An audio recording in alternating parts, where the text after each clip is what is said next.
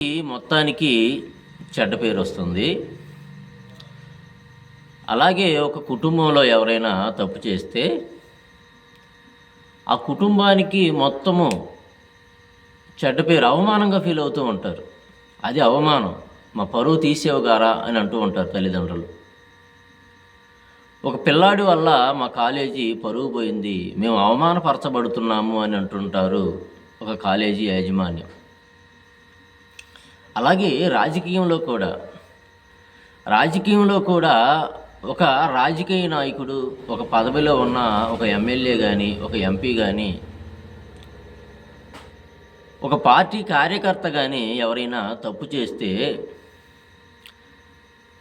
ఆ తప్పును బట్టి ఆ యొక్క రాజకీయ పార్టీ అధికారికి అవమానకరంగా మారుతుంది. ఇలా చెప్పుకుంటూ పోతే ఒక వ్యవస్థలో ఎవరైనా తప్పు చేస్తే ఆ వ్యవస్థ మొత్తము అవమానకరంగా మార్చబడుతుంది, అవమానకరంగా మరి పిలువబడుతుంది. నేడున్నటువంటి క్రైస్తవ్యంలో కూడా కొంతమంది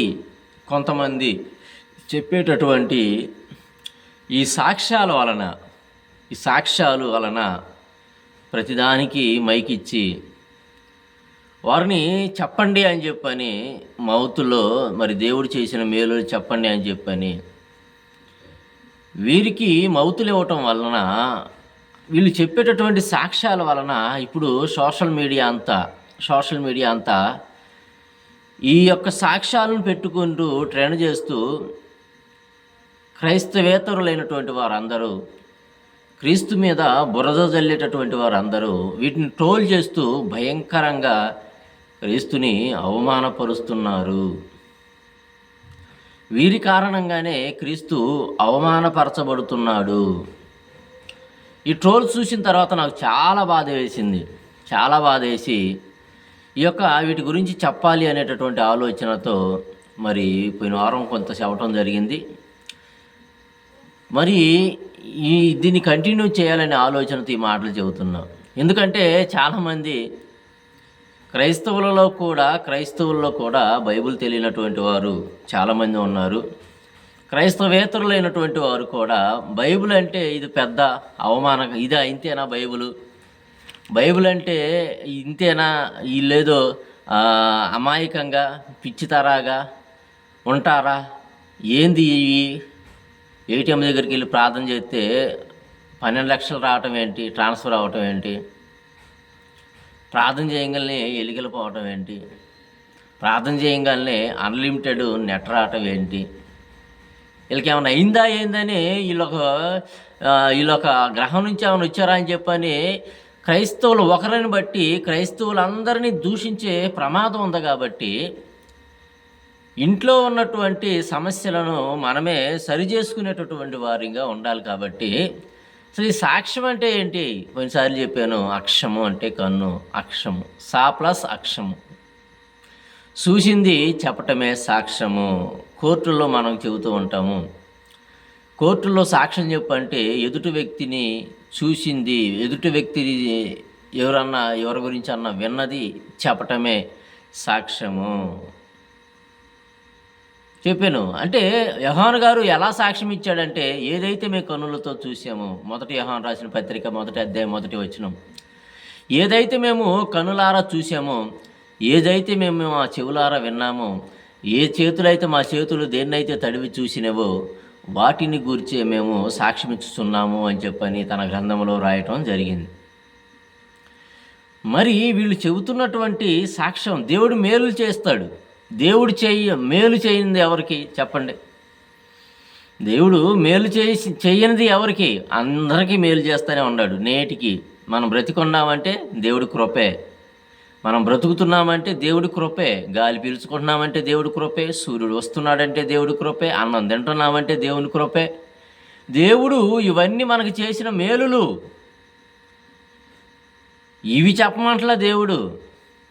మీ నాన్న గురించి చెప్పంటే, మా నాన్న నాకు సొక్కా కొన్నాడు, మా నాన్న నాకు ప్యాంటు కొన్నాడు, ఏమంటే మా నాన్న నాకు బెల్ట్ కొన్నాడు, మా నాన్న నాకు బుక్స్ కొన్నాడు అని చెప్పటమా నాన్న గురించి చెప్పటం అంటే? అది బాధ్యత. ఒక తండ్రిగా ఆయనకు బాధ్యత అది. అలాగే దేవుడు కూడా ప్రతి మనిషికి మేలు చేస్తున్నాడు. దేవుడు నమ్మిన వారికి కానీ నమ్మని వారికి కానీ అందరికీ మేలు చేస్తున్నాడు. ఈ మేలులు నువ్వు బహిరంగముగా దేవునికి ఒక టైము కేటాయించి వీటి గురించి చెప్పాల్సినటువంటి అవసరత నాకు లేదు అంటున్నాడు దేవుడు. మనిషిని గురించి నాకు ఎవరు సాక్ష్యం ఇయ్యని అవసరం లేదు అంటున్నాడు యోహాను సువార్త 2వ అధ్యాయము చివరి వచనంలో. ఎందుకంటే మనిషి గురించి సమస్తము దేవుడికి తెలుసు. నువ్వు కూర్చోవటం తెలుసు, నువ్వు నిలబడటం తెలుసు, నువ్వు వేసే అడుగుల గురించి తెలుసు, నీ హృదయంలో ఏమనుకుంటున్నావు కూడా దేవుడికి తెలుసు. నీ నోటి నుంచి మాట బయటకు రాకముందు నువ్వేం చెబుతున్నావు కూడా దేవుడికి తెలుసు. 139 కీర్తనలు అంటాడు. అంటే ఒక మనిషి గురించి దేవుడికి అవసరం లేదు. నీ గురించి నేను చేసే మేలుని బట్టి నువ్వు అంటే ప్రతి విషయంలో కృతజ్ఞతాస్తుతులు చెల్లించమన్నావుగా. అవును, మనం చెల్లిస్తున్నాం. తండ్రి, నీవు ఇచ్చినటువంటి ఆయుష్ను బట్టి, నువ్వు ఇచ్చిన ఆరోగ్యాన్ని బట్టి, నువ్వు ఇచ్చినటువంటి జీవితాన్ని బట్టి నీకు కృతజ్ఞతాస్తుతులు చెల్లిస్తున్నాము. ప్రార్థనలో మనం ఎల్లప్పుడూ కృతజ్ఞతాస్తుతులు చెల్లించమని అన్ని విషయంలో కృతజ్ఞతాస్తుతులు చెల్లించమని అన్నారు కదా. మరి నువ్వేంటి చెప్పొద్దని అంటావు అని చెప్పని మాట కూడా రావచ్చు. అన్ని విషయంలో అంటే మేలు విషయంలోనే చెప్పమన్నాడా? మా అబ్బాయి 10th క్లాస్ తప్పాడు, దేవునికి స్తోత్రం అని ఎవరైనా మీటింగ్ పెడతారా? అన్ని విషయంలో అంటే మేలులోనూ కీడులో కూడా. నేను బండి మీద నుంచి పడ్డాను దేవుడి దయ వలన అని ఎవరైనా చెబుతారా? లేదు. ఏదో నీకు మేలు జరిగితేనే ఆ మేలే దేవుడు చేశాడని చెప్పని బహిరంగముగా ఈ అబద్ధము, ఇవన్నీ కఠినమైనటువంటి అబద్ధాలు ఒక మిషనరీ కానీ లేకపోతే ఒక డినామినేషన్ కానీ వారు గొప్పగా మా సంస్థ గొప్ప, మా సంస్థలో ఉన్నటువంటి వారు ఇదిగో మా దగ్గరికి రావటం వలన ఇదిగో ఇవన్నీ దేవుడు మేలులు చేస్తున్నాడు కాబట్టి అనేకులను ఆకర్షించుకోవటానికి వేసేటటువంటి ఇవన్నీ ఎరలు మాత్రమే. ప్రమాదంలో ఉంది క్రైస్తవ్యాన్ని అవమానపరిచే విధంగా ఈరోజు ఉన్నటువంటి క్రైస్తవుల యొక్క సాక్ష్యాలు ఉంటున్నవి. అసలుకి బైబిల్ పట్టుకున్నటువంటి వారిని చూసి క్రైస్తవుడిని చూసి జనులు ఎలా ఫీల్ అవ్వాలి అంటే, ఎంత గొప్ప జ్ఞానం కలిగినటువంటి మనుషులు ఎవరు, ఏంది ఎంత జ్ఞానం ఇతనికి ఎక్కడి నుంచి వచ్చింది అంటున్నాడు. యేసు ప్రభుని చూడగలిగితే ఆయన 12 ఏళ్ల ప్రాయంలో, లోకాసు వార్త 2వ అధ్యాయం 42వ వచనంలో ఉంటుంది. ఆయన 12 ఏళ్ల ప్రాయంలో శాస్త్రులు పరిసయ్యులు వారి మధ్య కూర్చోండి ప్రశ్నలు ప్రత్యుపకారములు ఇస్తుంటే అక్కడ ఉన్నటువంటి వారందరూ ఆశ్చర్యపోయారంట. ఏంటి ఇతడికి జ్ఞానం, ఎక్కడి నుంచి వచ్చింది ఇంత జ్ఞానము, ఇంత గొప్ప జ్ఞానం నీకు అతనికి ఎక్కడి నుంచి వచ్చింది అని అంటున్నారు. అంటే ఒక దేవుని యొక్క వాక్యాన్ని ప్రకటిస్తే వింటున్నటువంటి వారికి మైండ్ పోవాలి. ఏంది ఇంత గొప్ప మాటలు బైబిల్లో ఉన్నవా? బైబిల్లో చాలా ఉన్నాయండి. వీటన్నిటిని విడిచిపెట్టారు. ఈరోజు ఉన్న సమాజం వీటన్నిటిని విడిచిపెట్టారు. ఎవరికి వారు గొప్పలు ఘనతల కోసము ఈరోజున్న సంఘాలలో సాక్ష్యాల పేరట దేవుడు మాకు కనపడ్డాడని, ఈ స్వస్థతలని, ఈ మేలులని, ఈ మేలులనేవి, స్వస్థతలనేవి వీటికి చెప్పిస్తూ, మాకు జరిగినాయి అని చెప్పిస్తూ అమాయకులైనటువంటి ఎంతోమందిని మాయ చేస్తున్నారు, మోసం చేస్తున్నారు. వీరందరికీ మరి కఠినమైనటువంటి తీర్పు ఉన్నది. బైబిల్లో యాకోబు పత్రిక 4వ అధ్యాయం 1వ వచనంలో ఉన్న బోధకులు అయిన మీకు మరి కఠినమైన తీర్పు ఉన్నదని మీరు అనేకులు బోధకులు కాకుండురి అన్నాడు. అంటే బోధ చేసేటటువంటి వారు వింటున్నటువంటి వారికి దేవుని మాటలు నేర్పాలి. దేవుని మాటలు నేర్పేటటువంటి వారిగా ఉండాలి. వాక్యములో ఆత్మీయంగా బలపరిచేటటువంటి వారిగా మన ప్రసంగాలు ఉండాలి. అంతేగాని టైం ఇచ్చింది కదా అని చెప్పి మౌత్ ఇచ్చి దేవుడు నాకు నీళ్ళు ఇచ్చాడు, దేవుడు నాకు గాలి ఇచ్చాడు, దేవుడు నాకు అన్నం ఇచ్చాడు, దేవుడు నాకు డబ్బులు ఇచ్చాడు. ఏంటండి ఇవన్నీ? బైబిల్ చెప్పుకుంటే ఎన్నో ఉన్నాయి. వీటన్నిటి వలన ఈరోజు సమాజం పిచ్చోళ్ళు అంటున్నారు. క్రైస్తవులని వీళ్ళు పిచ్చోళ్ళు అంటున్నారండి.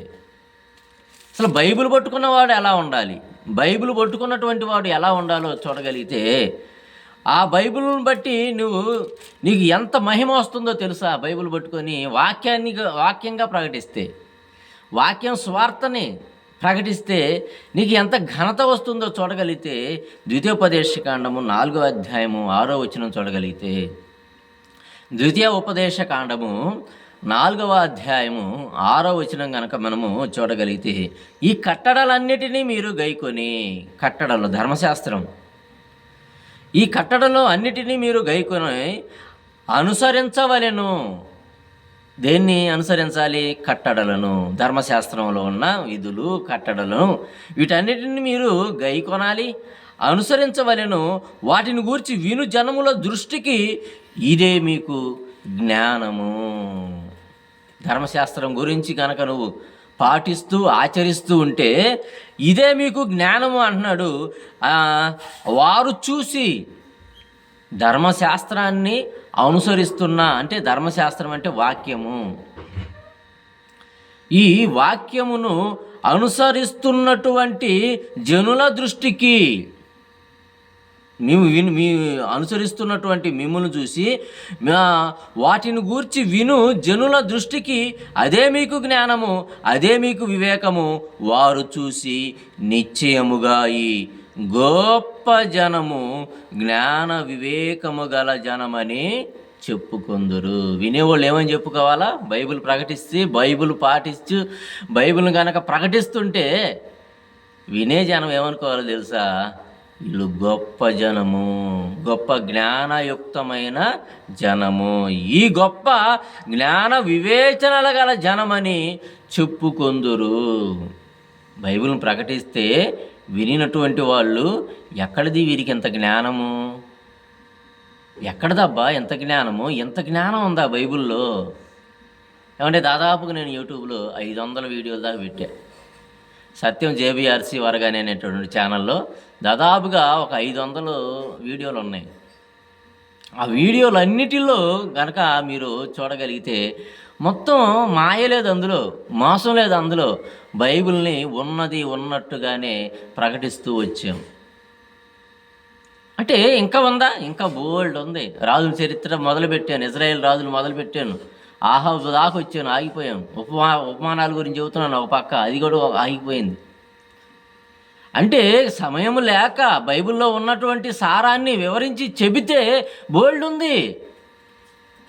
నీ కడుపులో నొప్పిపోయిందని, నీకు జ్వరం పోయిందని ఇటువంటి వాటితో టైంపాస్ చేసుకొని ఏమంటే విలువైనటువంటి సమయాన్ని వేస్ట్ చేస్తున్నారు ఈరోజు ఉన్నట్టు సమాజంలో క్రైస్తవులు చాలామంది. బైబిల్ రాకే, బైబిల్ తెలియకే అవమానపరచబడుతుందండి క్రైస్తవ్యం. బైబిల్ ఏమని చెబుతుంది? వాక్యాన్ని పట్టుకున్నటువంటి వాడు వాక్యాన్ని పట్టుకొని ప్రకటిస్తుంటే వాళ్ళు ఈ గొప్ప జనము, జ్ఞాన వివేచనలు గల జనం అని చెప్పుకోవాలి అందరూ. ఏంది అబ్బాయి సత్యం, ఎప్పుడు ప్రార్థనకి వెళ్తున్నావు, ఎప్పుడు బైబిల్ నేర్చుకుంటున్నావు, ఏంటి ఈ ప్రకటన ఏంటని నన్ను చాలామంది అడుగుతూ ఉంటారు. ఇంత జ్ఞానం ఎక్కడిది అని అంటే, ఇదిగో బైబిల్లో ఉన్నది. బైబిల్లో ఉన్నటువంటి మాటలు నేర్చుకోవాలి, కష్టపడాలి. బైబిల్ నేర్చుకోవాలంటే కష్టపడాలి. దానికి ముందు నీకు ఇష్టం ఉండాలి బైబిల్ మీద. అప్పుడే నీకు బైబిల్ చక్కగా వివరించబడుతుంది, చక్కగా అర్థమవుతుంది. నీకు ఇష్టం లేకుండా బైబిల్ దగ్గర నువ్వు కొన్ని సంవత్సరాలు తపస్సు చేసినా కానీ నీకు బైబిల్ అర్థం కాదు. అందుకే అర్థం కాక ఈ రోజు ఉన్నటువంటి సమాజం అంతా క్రీస్తుని అవమానపరుస్తుంది. అదేందండి, క్రీస్తు జరిగినటువంటి స్వస్థతలు కానీ, క్రీస్తు మాకు చేసినటువంటి మేలును కానీ మేము చెప్పుకోకపోతే ఎట్టా?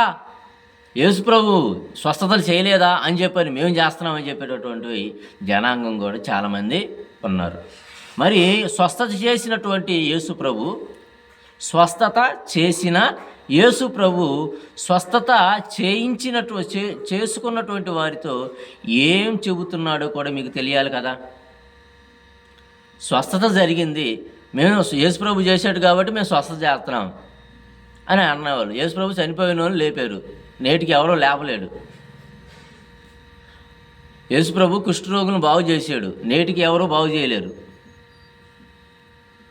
గుడ్డివారికి కళ్ళు ఇచ్చారు, నేటికి ఏ సేవకుడు ఒక గుడ్డివారిని కళ్ళు ఇవ్వలేడు.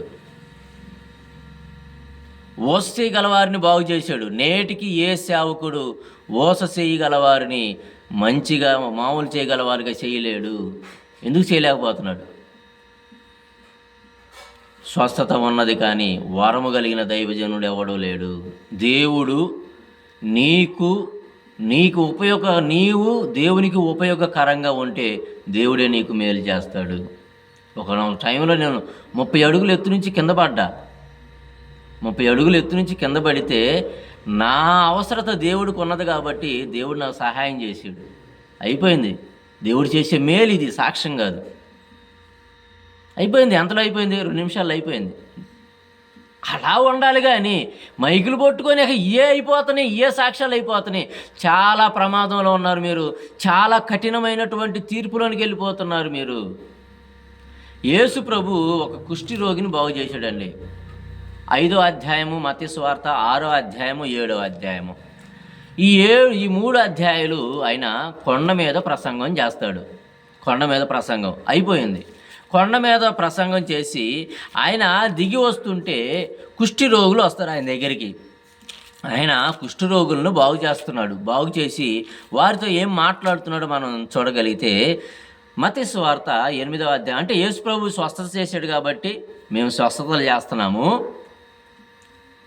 అని చెప్పేటటువంటి వారు కొంతమంది ఉన్నారు. కాబట్టి వారి గురించి ఈ యొక్క మాట నేను అయితే మేము చెప్పిస్తున్నాము. క్యాన్సర్ గడ్డలు పోతున్నాయి అని చెప్పిస్తున్నారు. ఎన్నుపోస కొత్త ఎముక వచ్చిందని చెప్పిస్తున్నారు. అంత మాయ అండి. వీళ్ళొక మాయగాళ్ళు. క్రైస్తవ్యంలో వీళ్ళొక మాయగాళ్ళు.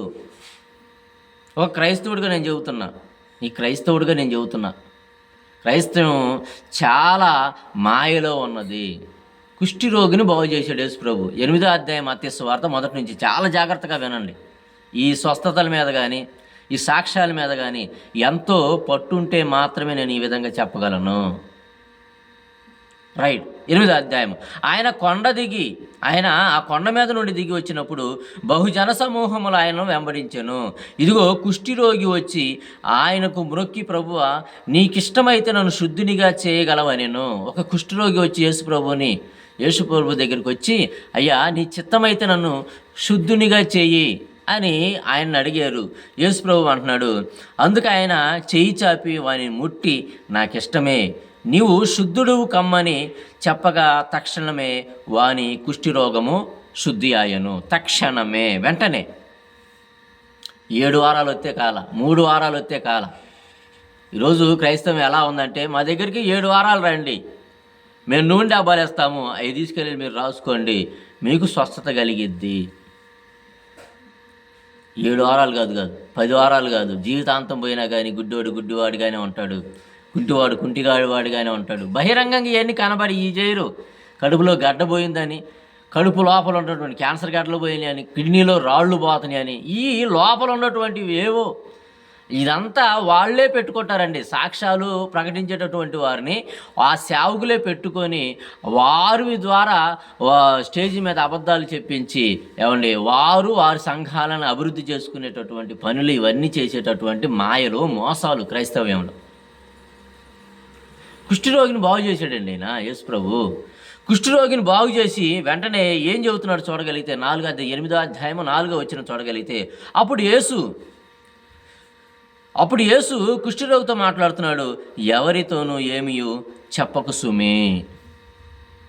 కుష్ఠరోగిని బాగు చేసిన వెంటనే పైన 3వ వచనం, అందుకు ఆయన చెయ్యి చాపి వాని ముట్టి, నాకిష్టమే, నీవు శుద్ధుడు కమ్మని చెప్పగా తక్షణమే వాని కుష్ఠరోగము శుద్ధి ఆయను.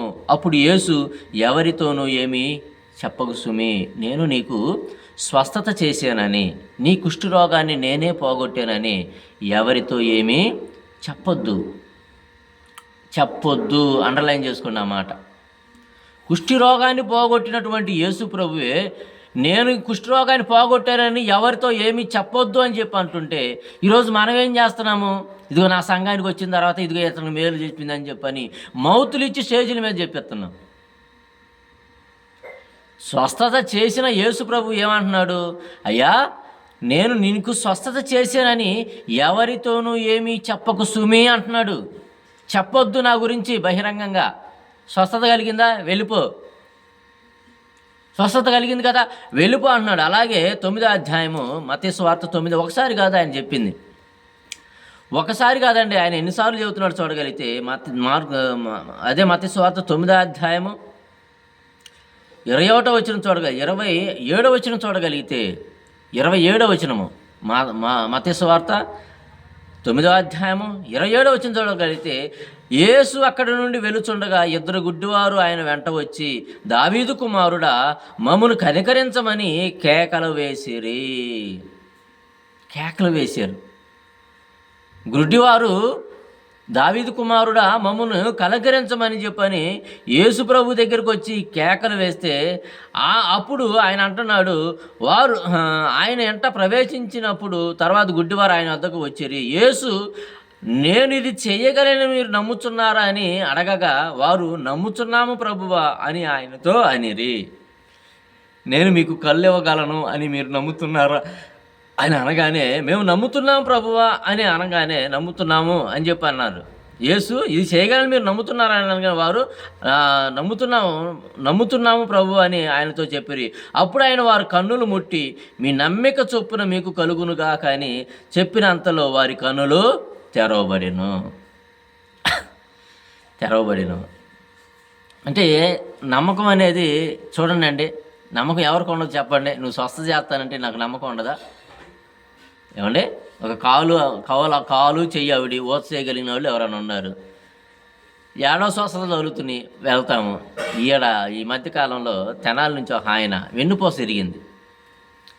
వెన్నుపూస విరిగితే ఆయన మంచంలోనే మొత్తం వెన్నుపూస ఉంటే మనకు తెలుసు కదా, మొత్తం బండి మీద కింద కాళ్ళు వెన్నుపూస నుంచి కింద దాకా ఏమీ పనిచేయవు. ఆయన టీవీలో ఒక ప్రసంగం విన్నాడు. వెన్నుపూస విరిగినటువంటి వాళ్ళు కూడా స్వస్థపరచబడుతున్నారు అని చెప్పని కొంతమంది నిలబెట్టి వాళ్ళు అబద్ధ సాక్ష్యాలు చెప్పడం వలన ఆయన పరలోక నేస్తం టీవీ. ఇక ఆయన పాపం ఆశతో తెనాల నుంచి హైదరాబాద్ వెళ్ళాడు. ఒక వికలాంగుడు, కాళ్ళు పనిచేయవు, వెన్నుపూస విరిగిపోయింది.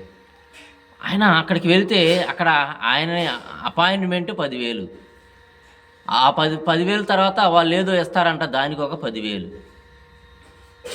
చివరికి ఆయన చేతిలో ఒక నూనె డబ్బా పెట్టి ప్రార్థన చేసి పంపించారు. ఆయనకి నేటికి స్వస్థత లేదు.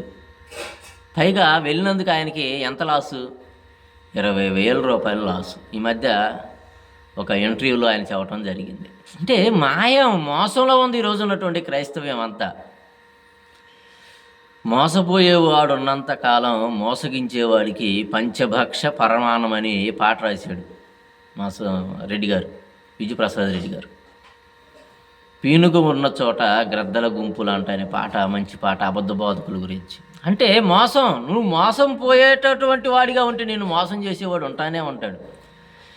ఇక్కడ కుష్ఠరోగిని బాగు చేసినటువంటి యేసు ప్రభు ఎవరితోనూ ఏమీ చెప్పొద్దు అంటే, నా గురించి ఏమీ చెప్పమాకు, చెప్పొద్దమ్మా, చెప్పొద్దు, నీ కుష్ఠరోగి నయమైందిగా, వెళ్ళిపో, నేను చేశానని చెప్పమాకు అని ఎందుకు అంటున్నాడు ఆయన? తర్వాత ఇప్పుడు 2 గుడ్డివారికి కళ్ళు ఇచ్చాడు. గుడ్డివారికి కళ్ళు ఇచ్చి 30వ వచనం, 9వ అధ్యాయం 30వ వచనం, ఇవన్నీ బైబిల్లో ఉన్నటువంటి మాటలే. చాలామంది బైబిల్ చదవరు కాబట్టి ఇవన్నీ అర్థం కావు. ఎవరేది చెప్పినా కానీ నిజమేనా అనుకుంటారు. 9వ అధ్యాయము 30వ వచనం చూడగలిగితే, వారి కన్నులు తెరవబడెను. అప్పుడు యేసు, ఇది ఎవరికినీ తెలియకుండా చూచుకొనుడని వారికి ఖండితముగా ఆజ్ఞాపించాను. యేసు ప్రభు ఏం చెప్పాడు? కళ్ళు వచ్చినాయి, చెప్పండి నా గురించి అని చెప్పని అన్నాడా? యేసు ప్రభు 2కి కళ్ళు ఇచ్చాడండి. కళ్ళిచ్చి ఆయనేమంటున్నాడు? వారి కన్నులు తెరవబడినప్పుడు యేసు, ఇది ఎవరికినీ తెలియకుండా చూచుకొనుడని వారికి ఖండితముగా ఆజ్ఞాపించెను. పాపంతో మరణిస్తే పాతాళమే అని ఆజ్ఞాపించాడు. దేవుడు ఏం చేశాడు? ఆజ్ఞాపించాడు. ఏమని?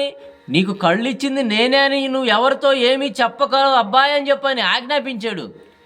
పాపం అంటే ఏంటి? ఆజ్ఞ అతిక్రమమే పాపం. దేవుడు ఇక్కడ ఏం ఆజ్ఞాపించాడు? నేను స్వస్థత చేశాను, మీకు కళ్ళు ఇచ్చాను, నా గురించి ఎక్కడ ఏమి చెప్పకు సుమి అంటున్నాడు. సుమి అని ఆజ్ఞాపించాడు. ఇప్పుడు స్టేజీల మీద మౌతులు పెట్టుకొని సాక్ష్యాలు చెప్పే వాళ్ళందరూ ఎవరు? పాపులు. ఆజ్ఞ అతిక్రమమే పాపము. దేవుడు ఎక్కడ ఆజ్ఞాపించాడు? మరోసారి చదువుతా, 9వ అధ్యాయం 30వ వచనం. వారి కన్నులు తెరవబడెను. అప్పుడు యేసు ఇది ఎవరికి తెలియకుండా చూచుకొనుడిన వారికి ఖండితముగా ఆజ్ఞాపించెను. ఆజ్ఞ ఇచ్చాడండి, ఆజ్ఞ. దేవుడు నీకు మేలు చేస్తే అది మేలుగా చెప్పు. నాకు దేవుడు చేశాడు, దేవుడు నన్ను కాపాడాడు, దేవుడికి కృతజ్ఞతలు, అయిపోయింది. దీన్నే సాక్ష్యంగా దీన్నే ఒక అంట, ఆమె ఎవరో రెపక అంట, ఆమె సాక్ష్యం అబ్బు దాన్ని చూడలేకపోయాను నేను, భయంకరం. ఆమెను కూడా పిలుచుకొని దాదాపు గంటల తరబడి సాక్షి. ఎందుకురా బాబు మీరు ఈ సాక్ష్యాల వల్ల మీకు ఉపయోగమే ఉంది, ఈ సాక్ష్యాలు వినటం వల్ల మీకు ఉపయోగం ఏముంది? మార్క్స్ వార్త 10:17 అంటున్నాడు, వినుట వలన విశ్వాసం కలుగును, వినుట క్రీస్తును గూర్చిన మాట వలన.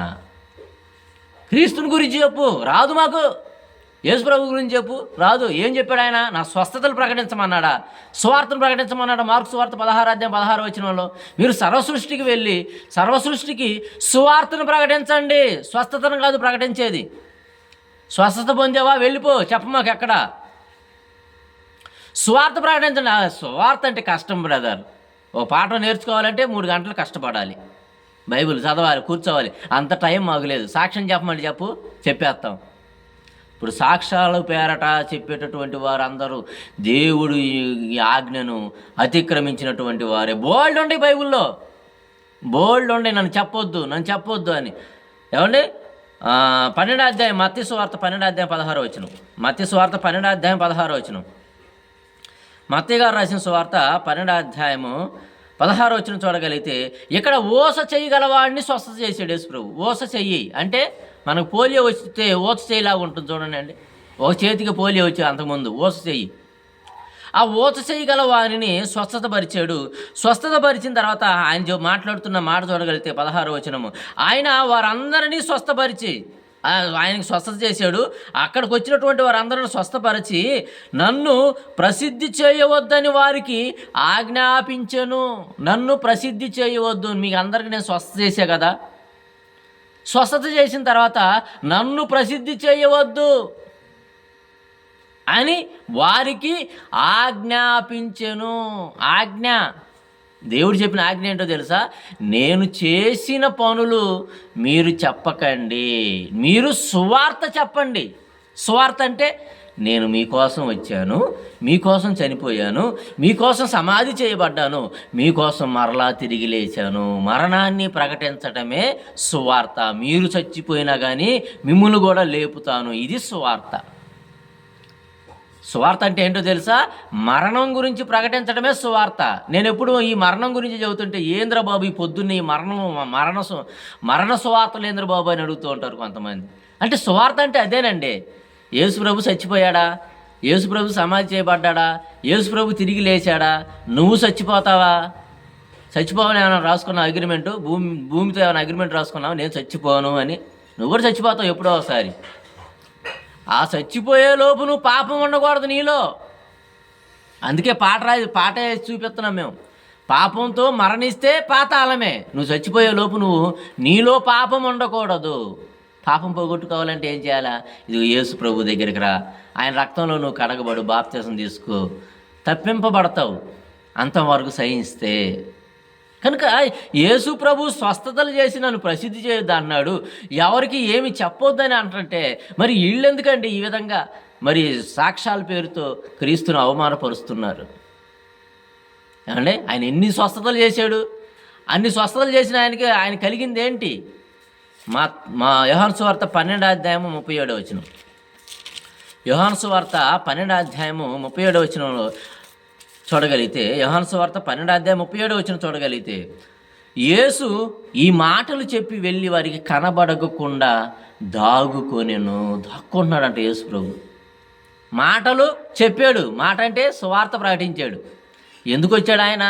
ఇతర సమీప గ్రామములను నేను ప్రకటించినట్లు వెళ్ళుదము రండి అంటే నేను ప్రకటించడానికి వచ్చానయ్యా, తండ్రిని బయలుపరచడానికి వచ్చానయ్యా, అపవాది క్రియలు బయలుపరచడానికి వచ్చానయ్యా, పరలోకం ఉన్నదని చెప్పడానికి వచ్చానయ్యా, నరకం ఉన్నదని చెప్పటానికి వచ్చానయ్యా, దేవదూతలు ఉన్నాయని చెప్పటానికి వచ్చానయ్యా. వీటన్నిటిని మీకు చెప్పటానికి వస్తే ఈ చెప్పటంలో భాగంగా కొన్ని సూచక్రియలు చేస్తే మీరందరూ నన్ను ఎందుకు వెంబడిస్తున్నారు? సూచిక్రియలు చేయించుకోవడానికే అమ్మడిస్తున్నారు. నేను ఒక అబ్బాయికి ప్రార్థన చేశానండి. గవర్నమెంట్ ఉద్యోగానికి పెట్టుకుంటుంటే నాకు ప్రార్థన చేయించుకున్నాడు. గవర్నమెంట్ ఉద్యోగం వచ్చింది ఆ అబ్బాయికి. ఇప్పుడు నేను ఒక మీటింగ్ పెట్టి ఆ అబ్బాయిని పిలిపించి ఒక గంట సేపు సాక్ష్యం చెప్పించాను అనుకో, ఇప్పుడు నిరుద్యోగులు అందరూ ఎవరి దగ్గరికి వస్తారు? నా దగ్గరికి వస్తారు. సత్యవన్న ప్రార్థన చేయన్నా, సత్యవన్న ప్రార్థన చేయ ఎందుకు? ఆ అబ్బాయికి ఎవరికి గవర్నమెంట్ ఉద్యోగం వచ్చింది కదా, నువ్వు కూడా ప్రార్థన చేయి, మాకు కూడా చేయన్నా, మాకు కూడా వచ్చింది అనేటటువంటి ఉద్దేశంతో వస్తారు. కానీ నేను పాపిని, నా పాపం పోగొట్టుకోవాలి, నేను పరిశుద్ధుడుగా ఉండాలి, పరిశుద్ధుడుగా బ్రతకాలి అనే ఉద్దేశంతో ఎవరో రారు. అందుకని యేసు ప్రభు వీటి గురించి ఎక్కడా చెప్పమాకండి అయ్యా, చెప్పమాకండి. వీటి కోసం వస్తారు. సువార్త ముఖ్యం. మనకి పరలోకం ఇచ్చేదేంటి? లేఖనముల యందు మీకు నిత్య జీవము కలదు. వాక్యం చదువుకోండి, మీకు నిత్య జీవం వస్తుంది. మనిషి మాట కాదు, మనిషి సాక్ష్యం కాదు మనల్ని నిత్య జీవానికి తీసుకెళ్ళి. మనిషి కాదు, నేను కాదు, మీ బోధకుడు కాదు, ఎవరు మీ సేవకుడు కూడా కాదు. మీ క్రియలకు మీరే పాత్రులు. మీకు మీరే మారి దేవుని కోసం యథార్థంగా బ్రతికితే మీ క్రియల వల్లనే దేవుడు మీకు పరలోకం వేస్తాడు. మరి యేసు ప్రభు దాక్కోవాల్సినటువంటి అవసరం ఎందుకు వచ్చిందంటే, అందరు ఇల్లే వస్తున్నారు, స్వస్థతలు చేయని వస్తుంటే ఆయన దాక్కున్నాడు. ఏమంటే దాగి ఉండెను. ఆయన వారి ఎదుట ఇన్ని సూచక్రియలను చేసినను వారు ఆయన యందు విశ్వాసం ఉంచరైరి. విశ్వాసం అంటే నిరీక్షింపబడి వాటి యొక్క నిజ స్వరూపము అదృశ్యమైనవి ఉన్నవనుటకు రుజువునై ఉన్నది. అదృశ్యమైన లోకాలు, దేవుడు ఉన్నాడు, పరలోకం ఉన్నది, పాతాళం ఉన్నది అని ఆయన నమ్మట్లేదంట. ఇన్ని సూచక్రియలను చేసినను వారు ఆయన యందు విశ్వాసం ఉంచట్లేదు. సూచక్రియల కోసమైతే అందరూ వచ్చేస్తున్నారు. ఏమంటే సూచక్రియలు కావాలి, అద్భుతాలు కావాలి, వాక్యం వద్దా? వాక్యం మాకొద్దు. చాలా ప్రమాదంలో ఉన్నారండి. వీటి వలన, ఈ సాక్ష్యాల వలన, ఈ చెప్పించడం వలన చాలామంది అన్యులు క్రైస్తవంలోనికి వచ్చేటటువంటి వాళ్ళు కూడా ఏంది పిచ్చోళ్ళలా ఉన్నారు, ఏంది ఆ పిచ్చి మాత్రం, అదేంది అది మాలమాదిగని మాత్రం. అయితే ఇది ఒక ట్యాగ్ వేసాడండి. దేవుడు ఒక కులానికి చెందినవాడు కాదు. ఎవరో లేని వాళ్ళు, ఒక షెడ్యూల్ కులం కలిగినటువంటి వాళ్ళు ఆరాధించే దేవుడు ఆయన. అందరికీ దేవుడు. ప్రపంచంలో ఉన్న ప్రతి మనిషికి దేవుడు కలగజేసింది ఆయనే. ఆయన్ని మహిమపరిచే విధంగా ఉండాలి మన ప్రవర్తన, ఆయనని ఘనపరిచే విధంగా ఉండాలి మన యొక్క ప్రవర్తన.